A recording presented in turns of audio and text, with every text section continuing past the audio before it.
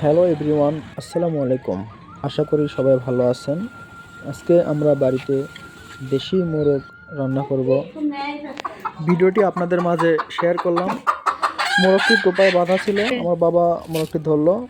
দুই বাবা ছেলে মিলে মোরগটি জবাই করলাম। এখন মোরগটি পরিষ্কার করার পালা। আর এদিকে আমার বাবা চলে যাচ্ছে জমিতে কাজ করার জন্য, আর আমার মা মোরগটি পরিষ্কার করার জন্য বসে গেছে। আর আমার মা এই কাজগুলো কিন্তু অনেক ভালো করতে পারে। দেখুন, অলরেডি মোরগটি পরিষ্কার করা শেষ। এখন আগুনে সামান্য সেঁক দিয়ে নিচ্ছে, এতে করে মোরগটি পরিষ্কার করতে আরও সুবিধা হবে। দেখুন, আর এ হচ্ছে আমার ভাগনা, ও সাইকেলের পাগল, সবসময় সাইকেল নিয়ে এদিক ওদিক ছোটাছুটি করে। আর এখন দেখতে পাচ্ছেন এটি আমাদের নারকেল গাছ। এরকম আরও 3-4টার মতো নারকেল গাছ আমাদের আছে। মা মাংস কেটে নিচ্ছে, মোরগটি পরিষ্কার করা শেষ। আর এরই মাঝে আমার একটা ভাবি চলে আসছে, সেই ভাবির সঙ্গে একটু মজাও করলাম।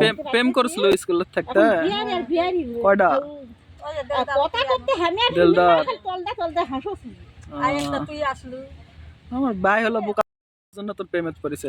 তাছাড়া তোর যে দাঁত এই দাঁত দেখে কেউ প্রেমে পড়বে?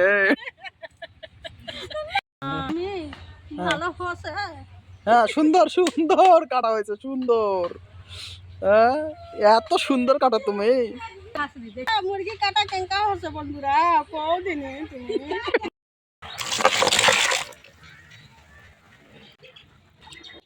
মাংসগুলো খুব ভালোভাবে পরিষ্কার করে নেওয়া হচ্ছে। আর হ্যাঁ, আজকে এই রান্নাটি আমরা খড়ির চুলায় করব। দেশীয় রান্নার একদম অথেন্টিক স্বাদ পেতে হলে আপনাকে অবশ্যই খড়ির চুলায় রান্না করতে হবে।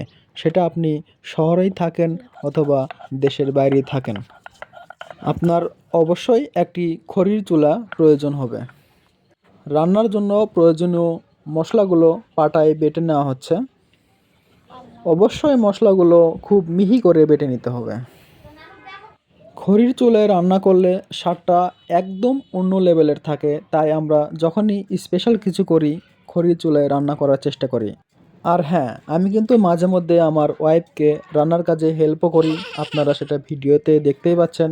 আপনারাও যদি পারেন হেল্প করবেন, আর এতে করে তারও একটু ক্লান্তি দূর হবে। তাই আমি সব সময় চেষ্টা করি তাকে হেল্প করার।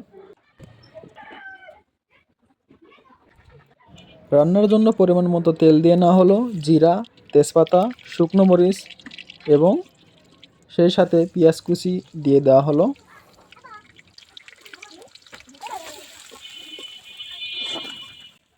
এবার দেওয়া হলো গোলমরিচ, সাদা এলাচ এবং দারুচিনি।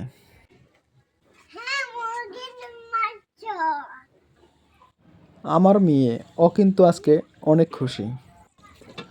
আদা বাটা, রসুন বাটা, লবণ, হলুদ, গুঁড়ামরিচ এবং গরম মশলা, সবগুলো মশলা একসাথে দিয়ে খুব ভালোভাবে কষিয়ে নেওয়া হচ্ছে।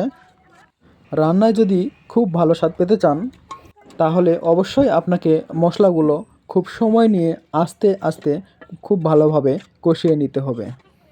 রান্নার স্বাদ কিন্তু অনেকটাই এই মশলা কষানোর উপর নির্ভরশীল। একটু হাই দাও।